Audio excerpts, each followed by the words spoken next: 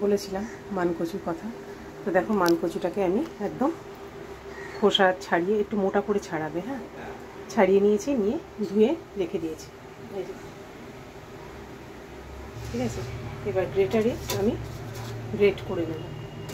হ্যাঁ, আমি কিন্তু কচুটা গ্রেট করছি, কোনো রকম হাত চুলকায়নি। দেখো তোমরা, দেখো, দেখেছো, দেখতে পাচ্ছ? এটা ছাড়তে পারছি না, যদি পড়ে যায়। এই যে দেখো, আমি তো গ্রেট করেছি, এতটা হয়ে গেছে গ্রেট করা। তার মানে মানকচুটা খুবই ভালো, একটুও কিন্তু হাত ধরেনি, হাত চুলকায়নি আর কি। দেখো কচুটা কিন্তু মোটামুটি পোড়ানো হয়ে গেছে, আর একটুখানি আছে, হাত কিন্তু এখনো আমার চুলকায়নি। দেখো এতটা হয়েছে। কাজেই কচুটা কিন্তু খুবই ভালো, বোঝাই যাচ্ছে, গলা একটু ধরবে না বা চুলকাবে না। এইভাবে যতটা দেখিয়েছিলাম তোমাদের, তার হাফ আমি নিয়ে নিয়েছি, নিয়ে গ্রেট করে নিচ্ছি। এতক্ষণ দেখাতে পারিনি, কেননা এক হাতে করছিলাম তো। তারপর ভাবলাম স্ট্যান্ডটা যখন রয়েছেই, তখন স্ট্যান্ডটায় ফোনটাকে ফিট করে তোমাদের দেখাই, নালে অনেকে ভাববে যে আমি নাও করাতে পারি। হ্যাঁ,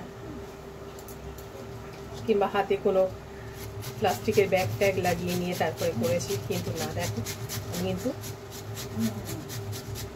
খালি হাতেই করছি। এতটা হয়ে গেছে, দেখেছো তোমরা কতটা কচু ছিল। চলো করি, আবার আসছি তোমাদের সাথে। আচ্ছা, গ্রেট করা হয়ে গেছে, এবার খানিকটা লবণ মাখিয়ে রেখে দেবো। আধ ঘন্টা হলে খুবই ভালো হয়, তবে আমি 15 থেকে 20 মিনিট রাখবো, বেশি সময় নেই আমার হাতে। ঠিক আছে,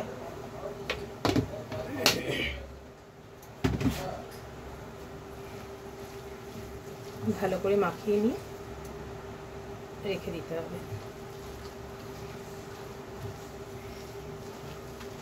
তাহলে কি হবে, লবণটা মাখানো থাকলে না, কচুর গাছ মানে যে রসটা, সেটা পুরো বেরিয়ে যাবে।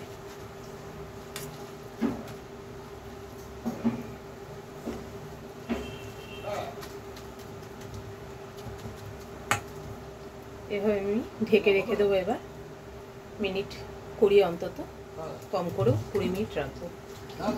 দেখে ওরা যদি একটু সময় দেয় তাহলে আধ ঘন্টাই রাখবো, আর না হলে 20 মিনিট রাখবো। চলো এবার ঢাকা দিয়ে দিই। খুব ভালো করে নিংড়ে নিতে হবে।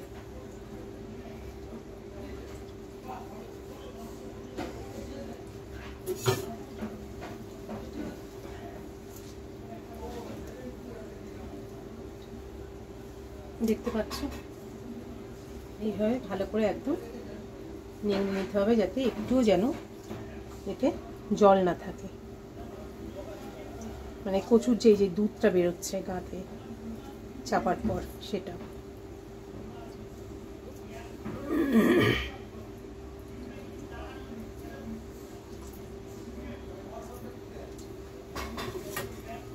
এইভাবে শুকনো করে নিতে হবে। তো আমি এটা ভালো করে নিংড়ে নিয়ে তারপরে আবার তোমাদের সাথে ফিরে আসছি। কেমন, কচুটার থেকে অনেকটা দুধ কিন্তু বেরিয়ে গেছে। দেখো আমি এভাবে ফুটে রেখে দিয়েছি। এটা পুরোটাই কিন্তু কচু, এর মধ্যে কিন্তু একটুও কচু নেই। তোমরা শুনতে পাচ্ছ কিনা জানি না, বাইরে জোর বৃষ্টি হচ্ছে।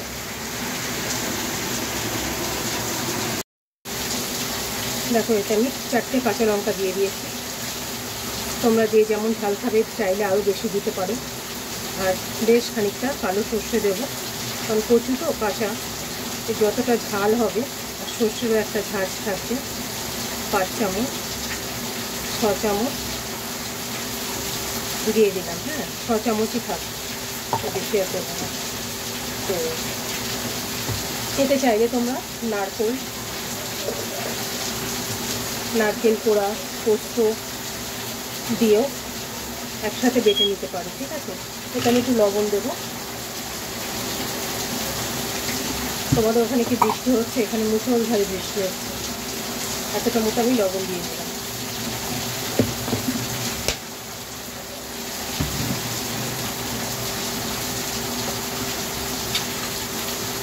পেস্ট করে নিয়ে ফিরে আসছি। দেখো কচু বাটা হয়ে গেল। এবার দেবো সর্ষের তেল।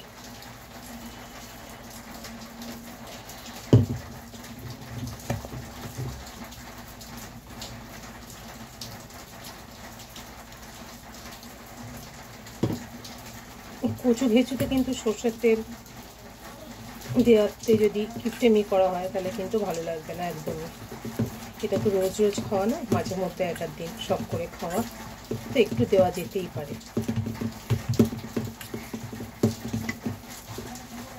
দেখো তো লবণটা, দেখো ওইটুকুনি নিয়ে হবে? তোমার গলা ধরবে না? আমি এতক্ষণ সব করলাম না, ঠিকই আছে। আর ঝাল লবণ সব ঠিক আছে তো? তেল তেল ঠিক আছে। তেল একটু দিতে পারো, আরো একটুখানি দিতে পারো। অনেকটা দিয়েছি তেল, বেশি দিতে হবে না। না না না,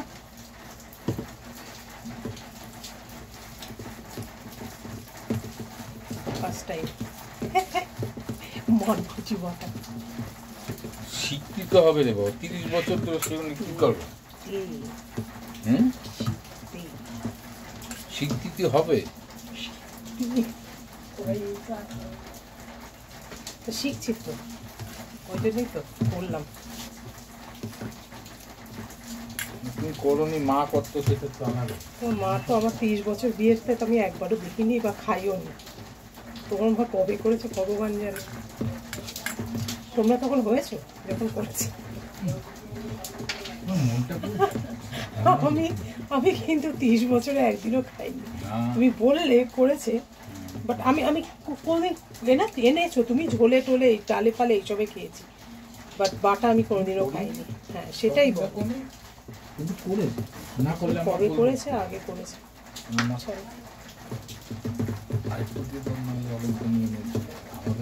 দেখো ওরা তো কজনা খাবে, দুজনা খাবে তো সেই বুঝে দেবো। খায় তো দেখো। হ্যাঁ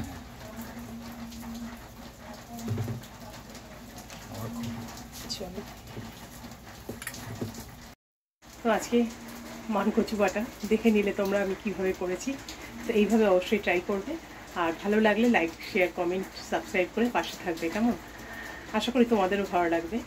এইভাবে আজকে খেয়ে দেখি। আর একদিন করবো নারকেল পোস্ত বাটা দিয়ে।